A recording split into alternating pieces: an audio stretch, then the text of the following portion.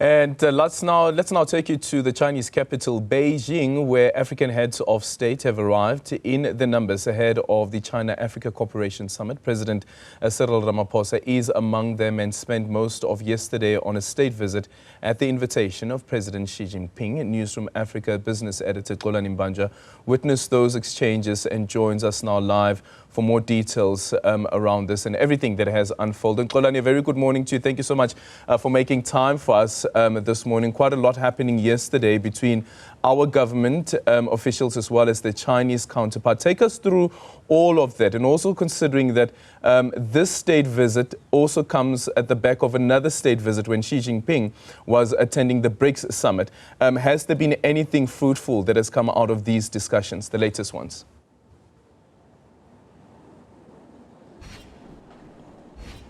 Good morning, Aldrin. We are in the mainland of China here in Beijing, and yesterday's state visit by President Cyril Ramaphosa to President Xi Jinping, as you've said, was a return visit that is important because it came after the August 2023 visit in South Africa at the Union Buildings, where there were a lot of undertakings in terms of the trade undertakings made by President Xi Jinping last year. And out of all the presidents that are gathering here for the Forum on China-Africa Summit 2024, this was a full-day state visit for the president, which signals and signifies how important the relationship with the global south and cementing those relationships, Aldrin, is important, especially to make bold statements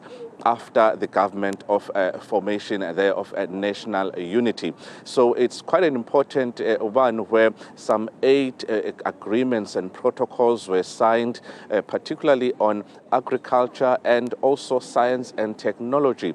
President Xi Jinping was very, very clear about China's stance in cementing those relationships, not only with South Africa, which is China's biggest trading partner on the continent, while China is South Africa's biggest trading partner globally. This has led to those 8 agreements, which include those that say that in principle they will be accepting 89 more agricultural products and other products from South Africa and Kenya, among other countries. This will actually balance that trade deficit that African countries have been complaining about, because China is way too big when it comes to that trade. So we saw DA leader John Steenhuisen, who is the Minister of Agriculture and Land Reform. They will be talking about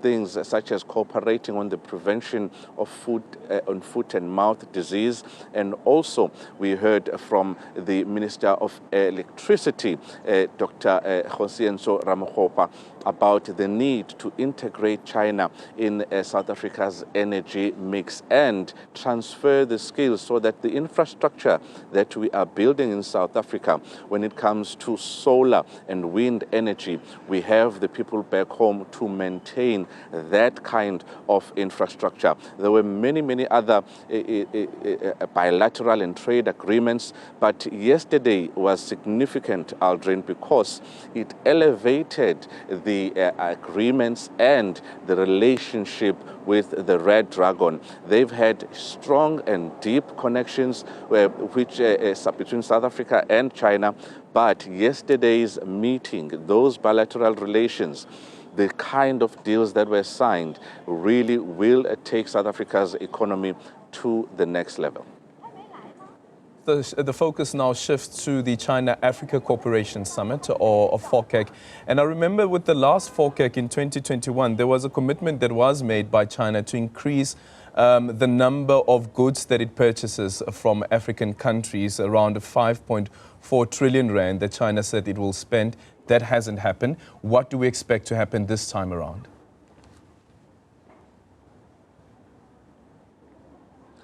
China is very, very clear, and I'm liking that you are bringing that part in because it's a central theme here, particularly after China had to reconfigure and rethink about its investments and its cooperation in Africa. Due to what the COVID-19 brought on, there were a lot of unknowns at that time. So there is indeed a lot of expectation about the independent individual countries signing more deals in order to get South African products, particularly to China, because Chinese products are on our shelves throughout the continent. So there's a lot of expectation, and already there has been those bilateral relations since Saturday. We saw African countries coming through.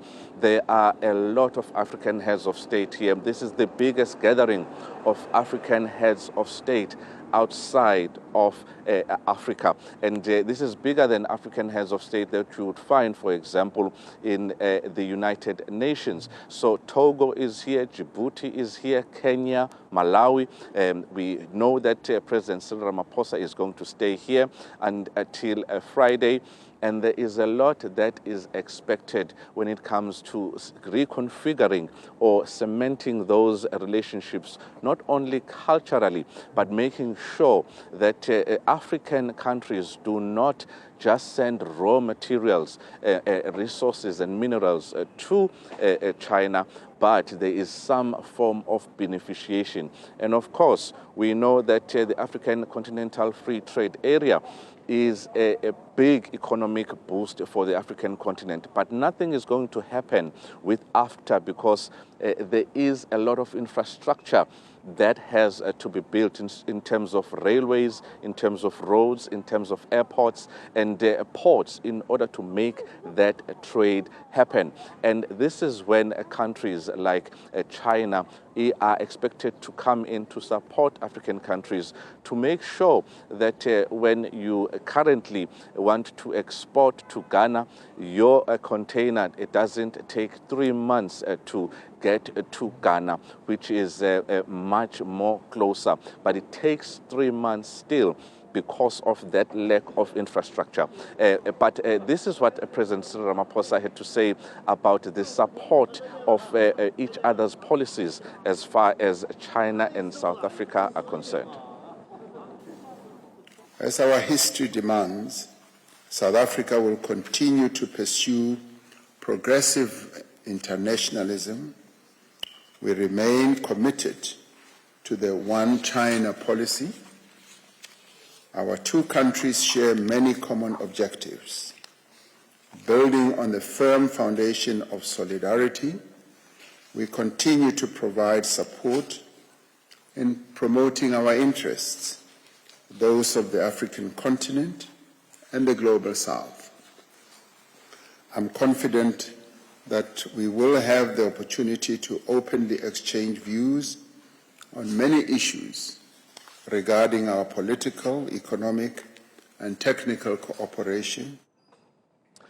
So all eyes are on Beijing in China to make sure that Africans know what their leaders are up to here in Beijing. Back to you in studio.